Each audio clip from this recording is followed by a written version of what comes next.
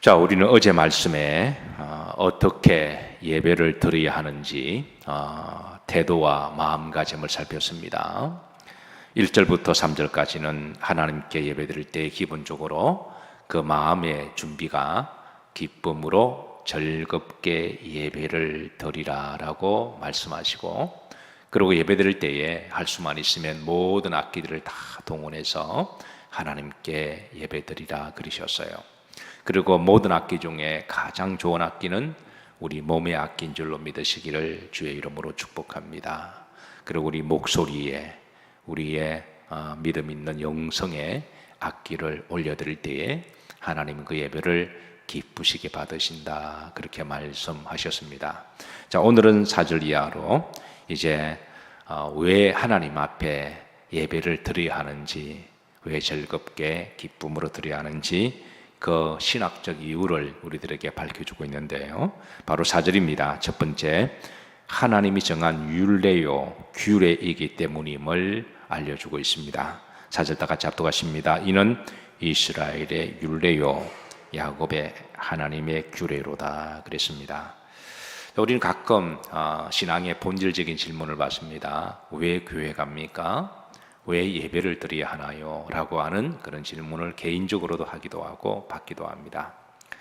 어떤 사람은 내가 마음의 평안을 얻기 위해서, 어떤 사람은 나의 문제가 응답받기 위해서, 여러 가지 이유를 댈 수가 있습니다.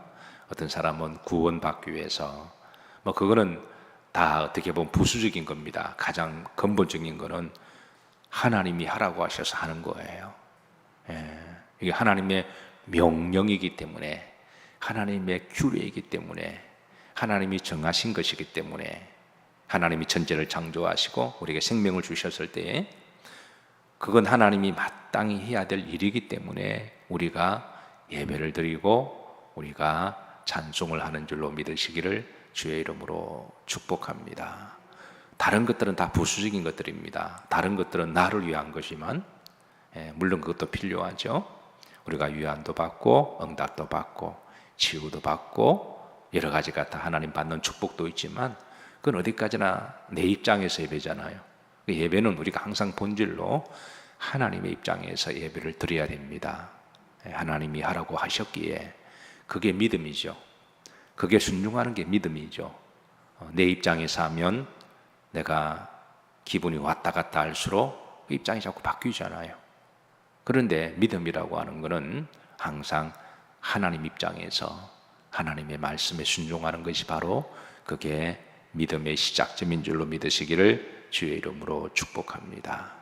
자, 두 번째 5절에 보시면 하나님이 증거로 세우셨기 때문에 알려주십니다. 5절, 자, 중반절에 보시면 요셉의 족속 중에 이를 뭐로 세우셨도다? 증거로 세우셨도다 그랬습니다.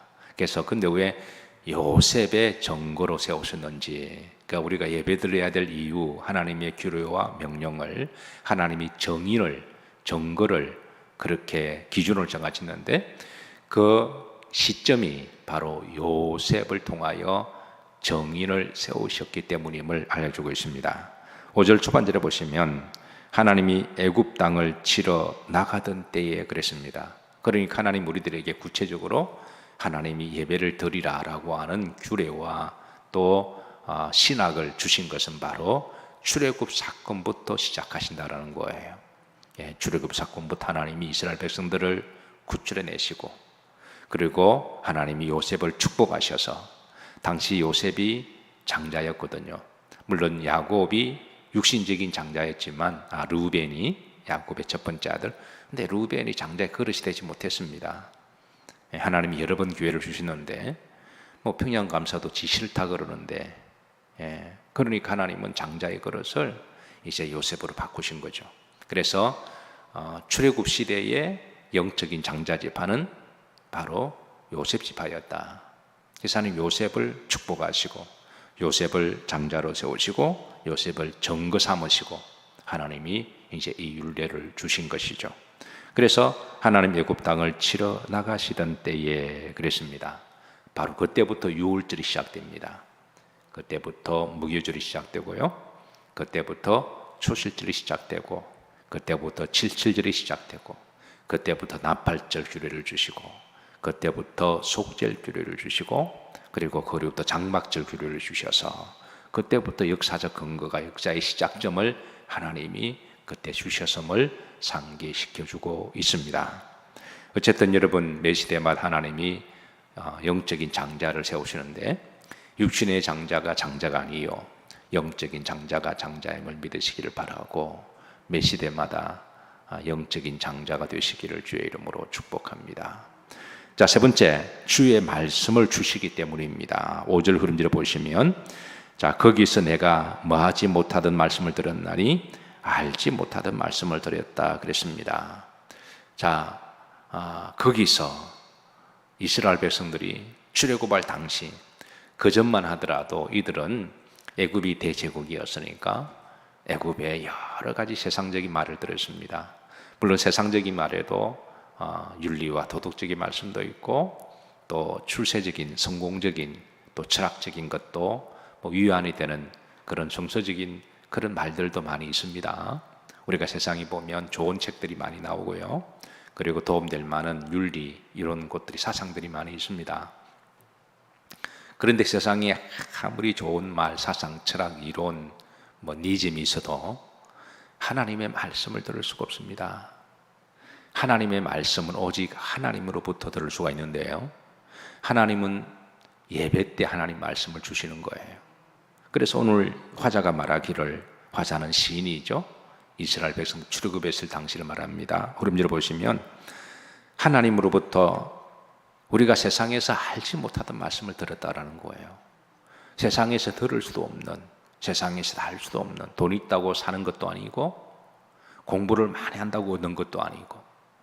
여러분, 우리 하나님의 말씀은 내가 공부를 많이 해서 박사학위를 10가지를 받아도 하나님 말씀을 스스로 알 수 있는 것도 아니고 깨달을 수 있는 게 아닙니다. 하나님 말씀은 오직 하나님께 예배 드릴 때에, 그래서 하나님께서 예배 드릴 때에 하나님 말씀을 전하라고 우리에게 말씀을 주신 거잖아요. 시내산에서 십계명을 주시고 그리고 하나님의 종들을 부르시고 선지자를 불러서 하나님이 말씀을 주셔서 그것을 기록하라 하시고 기록한 말씀을 이제 예배 때에 전하게 하시고, 그래서 우리가 예배 때 하나님의 말씀을 듣는 것입니다.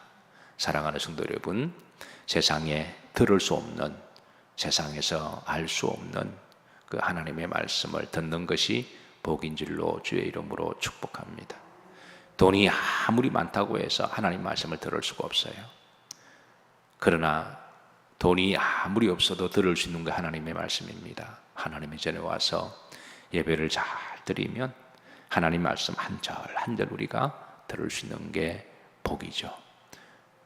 주의 말씀 안에 영생이 있으니 내가 어디로 가오리까. 베드로의 고백처럼 말씀 속에 하나님 은혜와 위로를 누리시고 언약을 받으시고 또 새 힘 얻으시기를, 또 영생을 붙드시기를 주의 이름으로 축복합니다. 자, 네 번째입니다. 6절 이하로 이제 화자가 바뀝니다. 5절에서는 화자는 시인이었습니다. 그리고 말씀 읽는 자, 독자라고 한다면 이제 6절부터 하나님께서 화자가 바뀌어요. 하나님이 말씀하시는 거예요. 그러니까 예배 중에 하나님이 주시는 말씀, 대표적으로 6절인데요. 6절, 7절인데 6절 다 같이 합독하십니다. 이르시되 내가 그의 어깨에서 짐을 벗기고 그의 손에서 광주리를 돕게 하였도다 그랬습니다.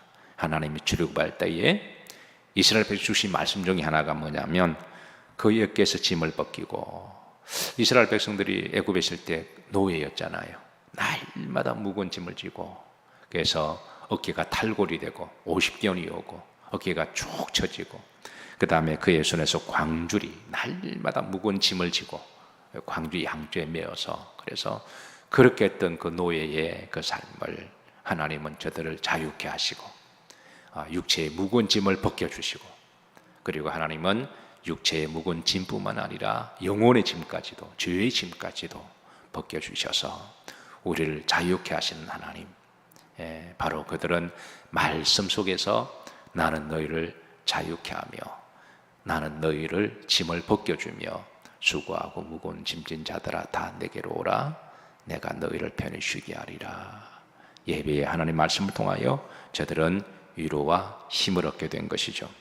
자, 7절입니다. 7절 합독합니다. 내가 고난 중에 부르짖음에 내가 너를 건졌고 우레소리 은밀한 곳에서 내게 응답하며 무리바 물가에서 너를 시험하였도다. 여기에 세 가지의 이제 역사적인 사건을 하나님 언급하세요. 첫 번째, 내가 고난 중에 부르짖으며, 출애굽기 1장에 보면 이스라엘 백성들이 출애굽의 하에서 얼마나 그 짐이 무겁고 고통스러운 저들이 울면서 하나님께 부르짖었다라고 되어 있습니다. 하나님이 그들의 부르짖는 그 눈물의 고통의 기도를 들으시고 내가 내 종을 너희에게 보내노라 하시고, 그렇게 해서 하나님이 세운 종이 바로 모세라고 하는 하나님의 종이죠. 그래서 지금 이 사건을 이야기합니다. 내가 너희의 부르짖는 고통의 소리를 내가 들었다. 여러분, 기도 시간에, 예배 시간에 하나님께 드리는 찬송과 그 기도, 간절한 기도 하나님이 들으시는 줄로 믿으시기를 바랍니다. 자, 두 번째, 우레소리의 은밀한 곳에서 내가 응답하며, 우레소리는 바로 시내산 사건을 이야기합니다. 하나님이 은밀한 시내산 산에서 모세를 부르시고 거기에서 우레소리와 그리고 하나님께서 거룩한 십계명의 말씀을 주신 사건을 상기시켜주고 있습니다. 자, 세 번째, 무리바 물가에서 너를 시험하였다. 이것은 바로 반석의 물 사건을 이야기를 하죠. 저들은 이제 목마르자 원망하고 불평했습니다.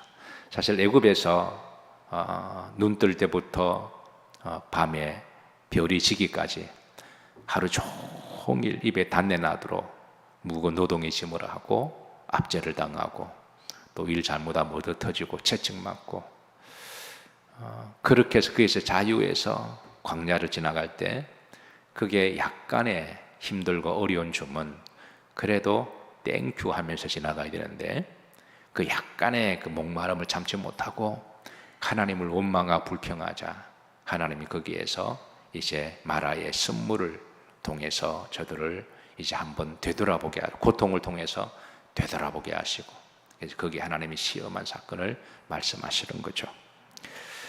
자, 그러면서 다시 이제 8절입니다. 하나님께서 여기 이제 들으라 라는 말씀이 몇 번 나오는지 한번 헤아려 보세요. 자, 이렇게 하나님이 역사적인 사건을 좀 상기시켜 주시면서 이제 합독합니다. 내 백성이여 들으라. 내가 내게 정언하리라. 이스라엘이여 내게 듣기를 원하노라 그랬습니다. 들으라는 말이 몇 번 나오죠? 두 번 나옵니다. 그리고 나중에 11절, 13절에도 반복해서 들으라 라는 말씀이 나와요. 그래서 예배에서 가장 중요한 요소가 있다면 하나님의 말씀을 듣는 겁니다. 하나님 말씀을 잘 듣고 내 백성이여 들으라. 내가 정언하리라.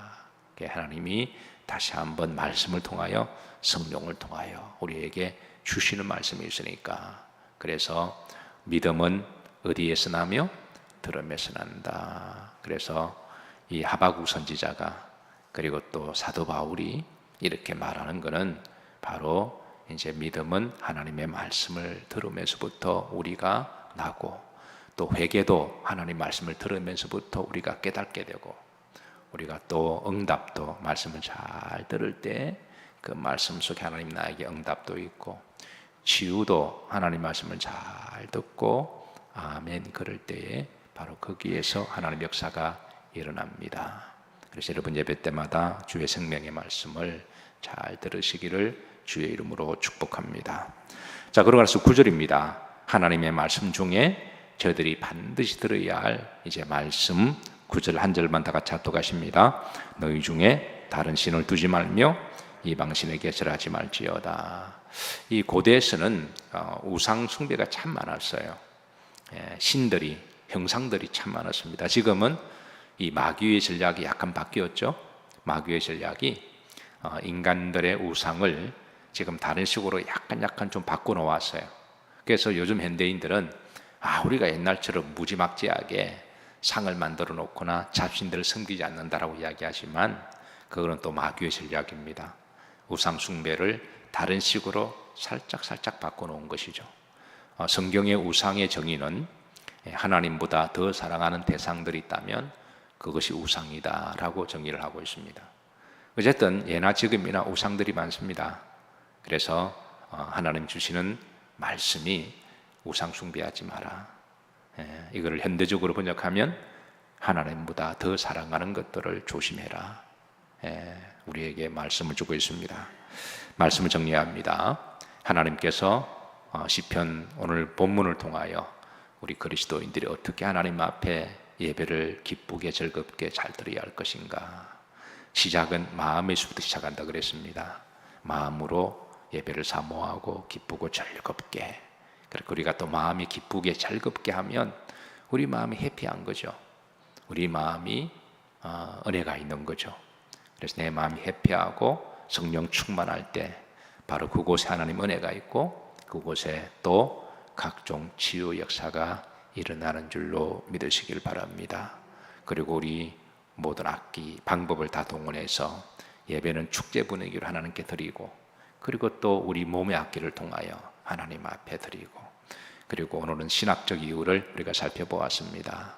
사랑하는 성도 여러분, 예배의 성공이 믿음의 성공이고 또 예배의 성공이 인생의 성공임을 믿으시기를 바라고 오늘도 주님이 주시는 그 예배의 은혜가 여러분 심령 가운데 가득하시고 특별히 성금요일에 은혜가 오늘도 함께 하시기를 주의 이름으로 축복합니다. 우리 찬양